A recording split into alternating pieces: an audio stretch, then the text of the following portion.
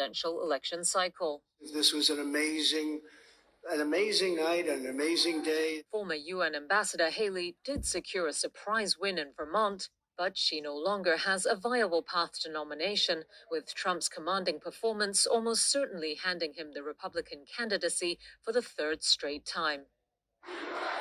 In a victory speech delivered at his Florida estate, Trump focused on Biden's immigration policies and called him the worst president in history. Our states are dying, and frankly, our country is dying, and we're going to make America great again, greater than ever before. In a statement, Biden again cast Trump as a threat to American democracy. You don't get on Twitter and go, I love pussy so much, it's so juicy and white, it's my favorite thing. I put my dick in. I just put my dick in and it squeezes my dick and it's so juicy and it's so wet. He was like, I even had sex with a girl on her period. That's how you know I love women. He tweeted that and I was like, oh, he thinks that's disgusting. And you know who else thinks that's disgusting? The gays. Motherfucking clone, he's a clone. And everything, even when they saw me out, that ain't no goddamn Jamie, that's a clone. I'm on the boat, like, that's a clone. I dove out of a car to save this black woman's purse. And I'm taking a picture that ain't no damn Jamie, that's a clone. Then they saw me with a white girl. That's Jamie. Mashed potatoes cold as fuck in the middle. I ain't got no more patience. What's for the... But you did a good job at really fucking up my day. And then you said you made steak. Nigga, that was banquet. Salisbury steak. You done fed me a TV dinner? Mashed potatoes cold as fuck in the middle. I ain't got no more patience. What's for the...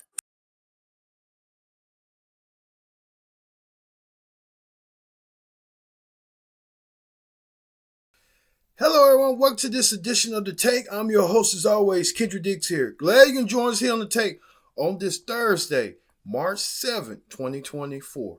Join in the conversation using the hashtag Take here on Connect. And don't forget to subscribe. Subscribe is caring. Tell a friend, call a friend, hit that subscribe button so you won't miss a thing. Alright, let's get to the big story. The big story this week is, yes, we've been talking about it, this Facebook outrage going on. Facebook had an outage yesterday, this week I meant to say, and a lot of people are unhappy. Take a look. Angry, confused, or concerned because, like, a lot of us couldn't see Facebook or refresh Instagram. Yeah, many worried about a potential cyber attack, wondering the cause of the problem. Meta, the parent company for Facebook, said on X that it all started from a technical issue that has now been resolved. Thank goodness. According to the outage tracker downdetector.com, more than 560,000 people recorded problems with Facebook. The first spike in reports came around 9 this morning. By noon, that 560,000 figure had dropped to about 150,000. Nearly 4 billion people, about half the world's population, used. Yeah, Facebook had an outage. AT&T had an outage. What's going on with social media with all these outages and stuff? People just losing their power. Is we giving our secrets to the Chinese or Russians? Who knows? But Mark Zuckerberg may have some explaining to do when he had this hearing right here. Yeah, he was trying to explain to the parents he's sorry that some of these parents had to endure their kids going to online bullying, cyberbullying from people that they didn't know, people they knew, and Mark Zuckerberg saying he's sorry. But ain't we know that Mark Zuckerberg used to is the head of Facebook and Instagram. That's why all these outages went down. Hopefully he gets it done and finds a way, or we end up like this. I'm watching you, Mark Zuckerberg. I remember you had that movie that based off his life, but it was like he didn't support it. It was called The Social Network. And that's how all this Facebook madness got started with him and stuff, stealing other folks' ideas. All right, we move on to other news. In other news, comedian Andrew Schultz make fun of rapper Meek Mill in Rick Mill's hometown, Philadelphia. Take a look.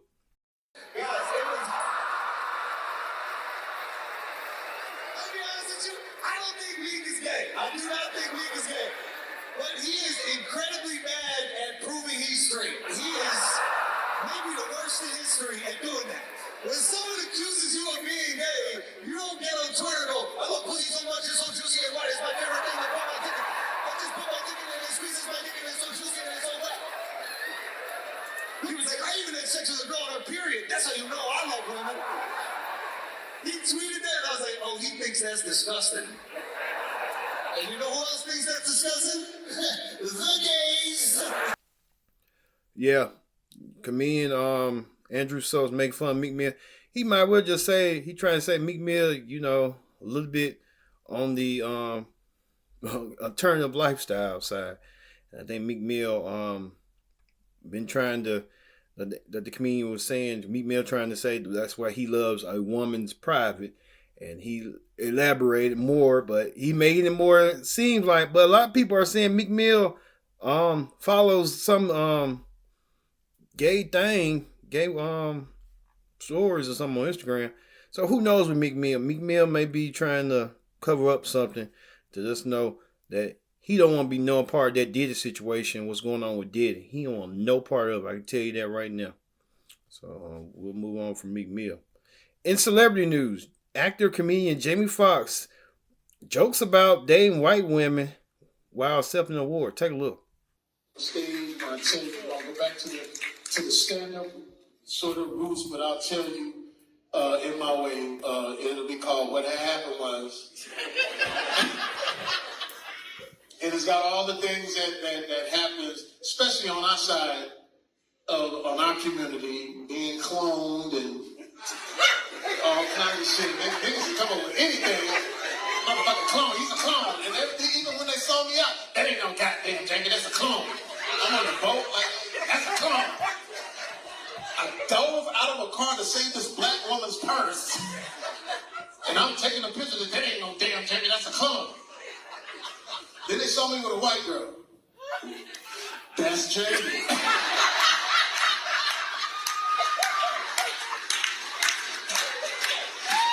know he love them Raiders. I was like, come on, man. That's why I didn't think I was going to get this award. I said, am I black enough to do it? That was awkward. Why would Jamie Foxx even bring up him dating a white woman?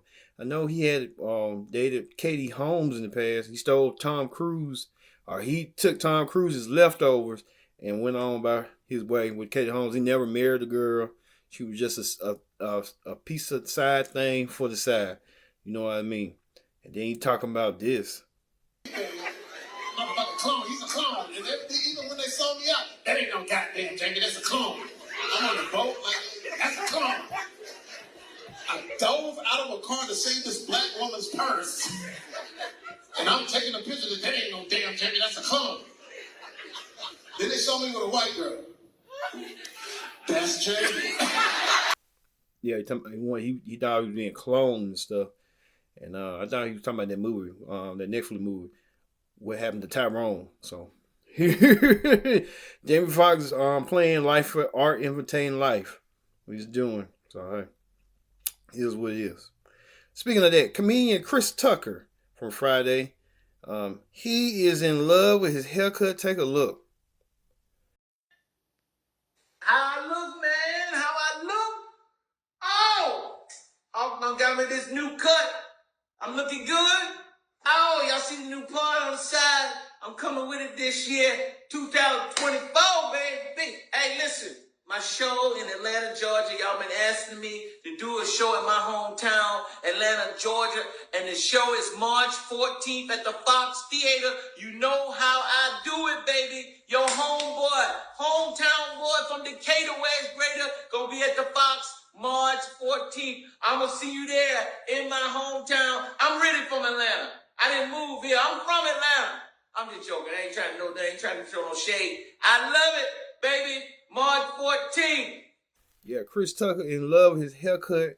Chris Tucker never been in love with his haircut. Never been in love with something before, but love with his haircut. Chris Tucker, even promoting dates and stuff. We can forget about that Michael Jackson and Jeffrey Epstein stuff. We want to stay to the true facts and stuff. Chris Tucker should have been on Friday, but hey, Friday just didn't call for him. No, there you go. On talk shows, rapper Ja Rule was a guest on Piers Morgan's show in England, and he talked about his disappointment not entering the UK when he wants to perform and a lot of things. Take a look. Man, I'm devastated. You know, as you guys say over there, I'm gutted, by this whole situation. I put a lot into this tour. This is my 25-year anniversary of my first album, Veni Vidi Vici. And so, I wanted to give my fans something special, a really nice thank you for the 25 years of them being with me, throughout my career, just to support. And I thought it was a goal, Pierce. I thought everything was fine. Thought the visa was, being cleared. And I really, really was putting on for the people. I built an amazing, stage for them, amazing set. So I'm hurt by this. Now, the reason that you were refused entry, this involves a previous conviction for which you served 2 years in prison on gun and tax evasion charges. Now, that's a matter of public record. Everybody knows about that. You've written about it in a book. You've talked about it many times. There's nothing secret about this. Why is it only right at the last stage? Let me just put a correction in there, Pierce. It was failure to file taxes. Okay. It's a little bit different from evasion, but go ahead. I'm sorry. That's the most. And I really, really was putting on for the people. I built an amazing, stage. What's your message to the British Home Office if they're watching this? Let me in. No, I would really ask the question, what can we do to change the law? Because the law is the law. And I would want to work with whoever, in government to see how maybe there can be some exceptions, some clemency to artists that are coming over to entertain and create jobs for people in the UK as well. I used a lot of vendors that were over in the UK for my staging, for my lighting and these things. Rapper Ja Rule laid out there that he wants to be back doing what he wants to do, but he wants to do in the UK, but he's barred from the UK. Man, Ja Rule, a great hit maker from the early 2000s. He was a rapper. He mixed rap with R&B, with Ashanti. He introduced Ashanti to the world. So, hey, Ja Rule knows a thing or two about stuff. So you never know. But Ja Rule, even Pierce asked Ja Rule about the infamous feud he had with 50 Cent. Take a look what Ja Rule had to say. Surprising reaction to your issue came from your old rival 50 Cent, who replied to your post on X by saying, "Ha ha ha ha ha ha ha. I did not have nothing to do with this bleep not getting in, lol." He added LMAO, laughing my off. "I got juice all over the place, sucker." So he was obviously thrilled that you weren't allowed into this country. What's your response to 50 Cent? I think I responded. I'm cool. I don't get into the back and forth. I think you did to all that back and forth on the internet. Well, you called him. So I'm cool. You called him N-word. You shut up. Ja Rule had a lot to say. Ja Rule don't hold nothing back, but hey, Ja Rule gonna be that. So hey, until he beat 50 Cent up, I believe it till I see it. We'll just leave it like that. All right, on the Taryn Hall show, Taryn Hall welcomed Risa Tissa. Risa Tissa was all over the world. She went to Taryn Hall. Here's what she shared her heartbreak on the 50-part series. Why blank I get married. Take a look. Yes, Risa Tissa leaving the my imagination that she been lied, decepted. She was loved. She had the marriage, and then things just went up in smoke after the pandemic. So Risa Tissa kind of realizing that, about the red flags and stuff. She even went on GMA as well. She's doing that same excuse over and over again just to garner some sympathy so folks can watch her TikTok video. It was like 400 million to account. I wonder how you get paid doing TikTok. We'll never know, but Risa Tissa kind of shared even more information about the situation about right now. At this point, who cares about Legion? You just trying to make money out of it. You be living in a nice Atlanta house, a nice sky, living it up in Atlanta. I'll tell you that right now. She would. But hey, that's Risa Tessa's story. All right, we'll be back with more Take. Don't go anywhere. This is the Take here on Connect TV. Stay tuned. Welcome back to the Take. I'm your host as always, Kendra Dix here. Glad you can join us in the Take on this Thursday, March 7, 2024. Join in the conversation using the hashtag Take here on Connect. And don't forget to subscribe. Subscribe is king. Tell a friend, call a friend, hit that subscribe button so you won't miss a thing. All right, let's get to it. The political rundown. As we talk about this, Donald Trump continues to dominate and keeps his momentum going by winning Super Tuesday. Donald Trump won all the states in his path to victory, including Alabama, including Tennessee, including every state you could think of that was part of the Super Tuesday election. Trump beats Nikki Haley, so you got to wonder what Nikki Haley's next role is going to be. We don't know yet, but a lot of pundits had a lot to say, including Trump, on his Super Tuesday victory right now. And former President Donald Trump swept to victory in their party's statewide nominating contests on Tuesday, pushing closer to a rematch in the November election that polls show Americans largely don't want. Republican frontrunner Trump brushed aside his last-standing rival Nikki Haley as vote tallies showed he was on course to win the support of 14 out of 15 states on Super Tuesday, the biggest day of primaries in the 2024 presidential election cycle. This was an amazing night, an amazing day. Former UN Ambassador Haley did secure a surprise win in Vermont, but she no longer has a viable path to nomination, with Trump's commanding performance almost certainly handing him the Republican candidacy for the third straight time. In a victory speech delivered at his Florida estate, Trump focused on Biden's immigration policies and called him the worst president in history.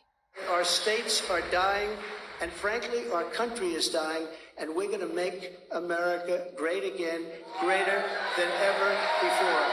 In a statement, Biden again cast Trump as a threat to American democracy, saying, quote, "Tonight's results leave the American people with a clear choice. Are we going to keep moving forward, or will we allow Donald Trump to drag us backwards into the chaos, division, and darkness that defined his term in office?" The incumbent president sailed through Super Tuesday on the Democratic side, though in Minnesota, activists opposed to his strong support of Israel appear to have helped drive an even higher number of uncommitted protest votes in the party's primary than they did in Michigan last week. He has to be able to understand that his public, the people who actually elected him, are telling him no more killing. The results are setting up the first repeat U.S. presidential matchup since 1956, but it's one few Americans seem to want. Opinion polls show both Biden and Trump have low. Like I said about Donald Trump is going to have that likely rematch with Biden. He will probably be the presumptive nominee by the end of the month. So Donald Trump is continuing his momentum. He wants to go against Biden. He's saying that the number one issue is immigration and border control. So that could play a role in this election heading forward. And Trump could perhaps win. Biden may perhaps win. But a lot of people are second-guessing both candidates since they're both in age. And this is a rematch from 4 years ago. And the older they get, the crazier they get. So we'll see who's going to outlast each other in this presidential race. It's going to be an exciting one. And we're going to follow it like we did 4 years ago. All right. We're going to end it with the viral video of the week. On the viral video of the week, a TikTok rapper decides to talk about her favorite food by dogging out her boyfriend. Take a look. Fucking up my day. And then you said you made steak. Nigga, that was banquet. Salisbury steak. You done fed me a TV dinner? Mashed potatoes cold as fuck in the middle. I ain't got no more patience. What's for dessert, nigga? He done came around the corner with 2 Oreos. All right, that's it. Where the camera's at? I know I'm getting pranked now. But you did a good job at really fucking up my day. Yes. She said Salisbury steak. The TikTok rapper decided to, it's catchy. I say that right there. It's a catchy song. It's a catchy beat. Can we listen again? Fucking up my day. And then you said you made steak. Nigga, that was banquet. Salisbury steak. You done fed me a TV dinner? Mashed potatoes cold as fuck in the middle. I ain't got no more patience. What's for dessert, nigga? He done came around the corner with 2 Oreos. All right, that's it. Where the cameras at? I know I'm getting pranked now. But you did a good job at really fucking up my day.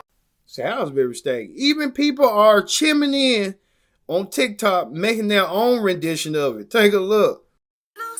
Mashed potatoes cold as fuck in the middle. I ain't got no more patience. What's for But you did a good job at really fucking up my day. And then you said you made steak. Nigga, that was banquet. Salisbury steak. You done fed me a TV dinner? Mashed potatoes cold as fuck in the middle. I ain't got no more patience. What's for Salisbury steak. Wow. She said the mashed potatoes was even cold. And brought 2 Oreos. 2 Oreos indeed. But hey, that's how some boyfriends roll. I know how that be. So, for me being Kendrick Dick saying so long, thank you for watching The Take here on Connect TV. See you later.